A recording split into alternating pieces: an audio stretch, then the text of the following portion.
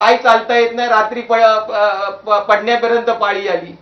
माझी दोन्ही माझी बायको वहिनी माझी भीती घाली आहे. हे सगळेजण आतमध्ये घुसल्यानंतर माझा पुतण्या सैरभैर होऊन कुठे रस्त्यावर फिरत होता, अर्धा तास मिळत नव्हता. हीच आम्ही केलेली समाजसेवेचं हेच आम्हाला उदाहरण मिळालं का? माझा प्रश्न आहे. माझं नितेश राणेंनी हे केलं, नितेश राणेंनी माझं सांत्वन केलं, नितेश राणेंनी येऊन आम्हाला आधार दिला. मी त्यांचा शतशः आभारी आहे. आज मी खरोखर तुम्हाला सांगतो, महाराष्ट्र चेंबर ऑफ कॉमर्सचे अध्यक्ष असतील, माझे मित्र आशिष पेडणेकर, असे जे काही दिग्गज म्हणजे जवळजवळ 40 ते 45 उद्योजकांनी मला आज सांत्वनाचा फोन केला. विजय, आम्ही तुझ्या पाठीशी आहोत. माझ्यासाठी मुंबई पुण्यावरून लोक येत आहेत. कशासाठी येतात? तर माझ्यावर प्रेम असल्यामुळे येतात. मी आयुष्यात काही ना काही समाज उपयोगी काम केलं म्हणून येतात. काय असं माझ्याबरोबर करावं? मालवणातली लोक हळवळली.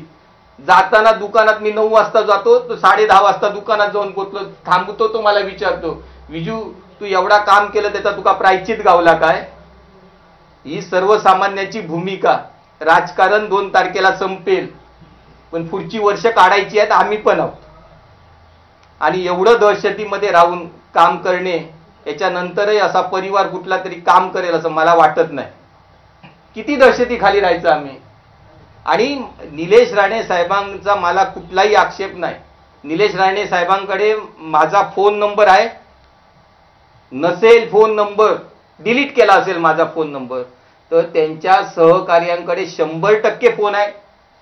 त्यांनी जरी मला फोन करून सांगितलं असतं, विजय तुझ्या घरात मला असं संशयास्पद वाटतं, मला तुझ्या घराची पूर्णपणे तलाशी घ्यायची आहे, मी आनंदाने साहेबांना वरती आणून त्यांची तलाशी करायला दिली असती.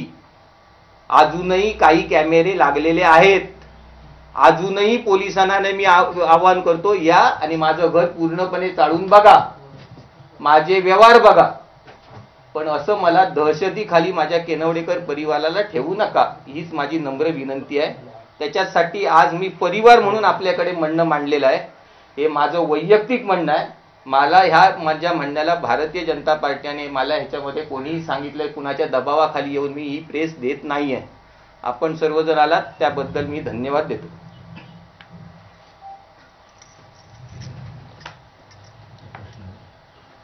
तुमचे जे पैसे मिळाले ते नेमके कुठच्या व्यवसायात? म्हणजे माझे बिल्डरचा व्यवसाय आहे.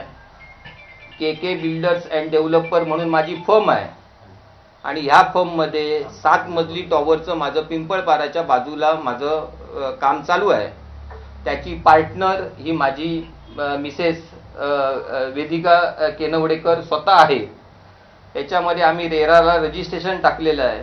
फर्मचं आम्ही रजिस्ट्रेशन केलेलं आहे. GSTचा नंबर आम्ही घेतलेला आहे. आमच्या अकाउंटवरनं आम्ही पैसे शिफ्टिंग केलेलं आहे. आणि जवळजवळ माझं टॉवरचं 50 ते 50% काम माझं पूर्णत्वास गेलेलं आहे. आणि त्याच्या पुढचं मी काम करतोय. आणि दररोज माझ्याकडे येणारा कार्पेंटर असेल, आतला सेंटरिंगवाला असेल, ह्याला मला चेकने आणि पैसे देता येत नाहीत.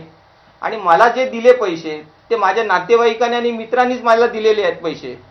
माझ्याकडे त्याचे सगळे खबरदारी आहेत. मी मला सांगतील त्या ठिकाणी मी माझे पुरावे सादर 100% करणार.